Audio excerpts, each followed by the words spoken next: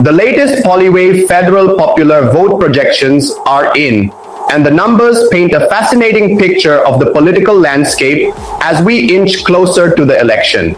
At the top of the leaderboard, the Conservative Party of Canada, CPC, is leading with 38.4% of the projected vote. This indicates strong momentum for the Conservatives, who have been consistently pushing their message of economic growth, lower taxes, and national security. But while they are ahead in popular support, will they be able to translate this into enough seats to form a government? That remains the big question. Trailing not too far behind, the Liberal Party of Canada, LPC, currently stands at 34.5%. While they're in second place, the gap between them and the Conservatives is still within striking distance.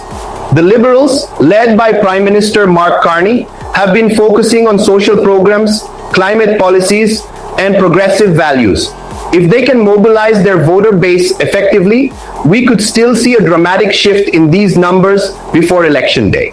Meanwhile, the New Democratic Party, NDP, is holding steady at 13.2%. While not in direct contention for government formation, the NDP plays a crucial role in shaping policy and influencing a potential minority government scenario. Jagmeet Singh and the NDP have built a strong appeal among younger voters and working-class Canadians, advocating for healthcare expansion, affordability measures, and workers' rights. Their real impact will be seen in whether they can gain enough seats to hold the balance of power in a minority parliament. Now let's turn to Quebec, where the Bloc Québécois, BQ, currently sits at 6.8% in national polling. While this may seem like a smaller number compared to the national parties, the Bloc's influence is highly concentrated in Quebec. This means they could still secure a significant number of seats in the province and play a pivotal role in any potential minority government negotiations. Their campaign has been focused on Quebec's sovereignty, protecting the French language, and securing provincial rights. The Green Party of Canada, GPC, standing at 4.2%, is facing a tough battle to maintain relevance in this election. While climate change remains a major issue, the Greens have struggled to gain traction at the national level. However, they still hold influence in key ridings, where environmental policies are a top priority for voters. Finally, the People's Party of Canada, PPC, led by Maxime Bernier, is registering at 2%.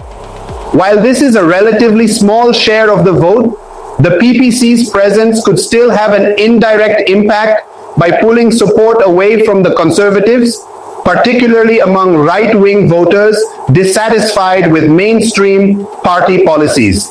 Their campaign focuses on personal freedoms, vaccine skepticism, and opposition to government intervention.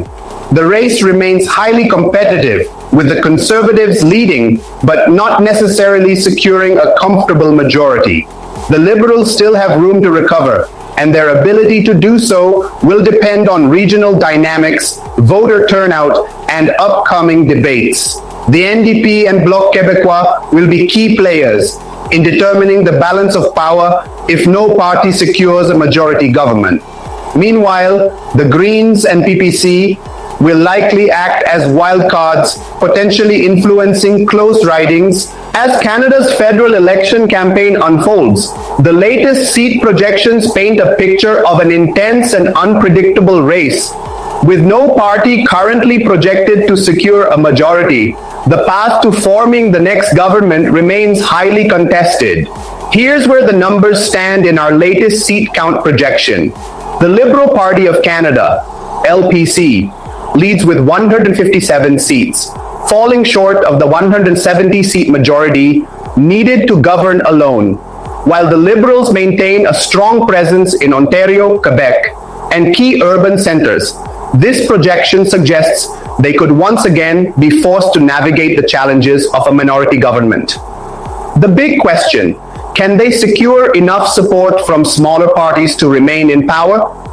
The Conservative Party of Canada, CPC, is closing in with 149 seats. Despite leading in the popular vote, their seat distribution reveals the same challenge they faced in previous elections: an inefficient vote spread. With their stronghold in the prairies and increasing support in suburban Ontario, the Conservatives are in a tight race with the Liberals. But will they be able to flip enough ridings to take control of Parliament? The Bloc Québécois, BQ, holds 26 seats, proving once again that Quebec's political landscape remains uniquely independent. With concentrated support in the province, the Bloc continues to be a key player in any potential minority government scenario.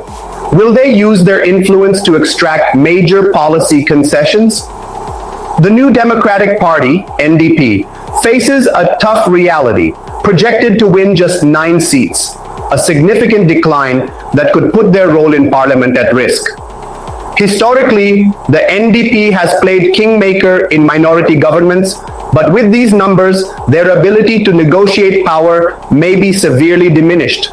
Can Jagmeet Singh turn things around in the final stretch of the campaign? The Green Party of Canada, GPC, is projected to secure only 2 seats. After internal struggles and leadership turmoil, the Greens face an uphill battle to maintain relevance on the federal stage. Their ability to hold on to or grow their seat count will determine if they can remain a voice in Parliament. The People's Party of Canada, PPC, despite its growing presence in the national conversation, is projected to win 0 seats. While their voter base remains vocal, their impact is largely in splitting the Conservative vote rather than securing their own representation in Parliament. Will they be a spoiler in key ridings, or can they defy expectations? With no party securing a majority, Canada is set for another period of political uncertainty. The Liberals hold the most seats but lack the numbers to govern alone, while the Conservatives remain competitive but face strategic challenges. The Bloc Québécois, NDP, and smaller parties will likely play crucial roles in determining the next government.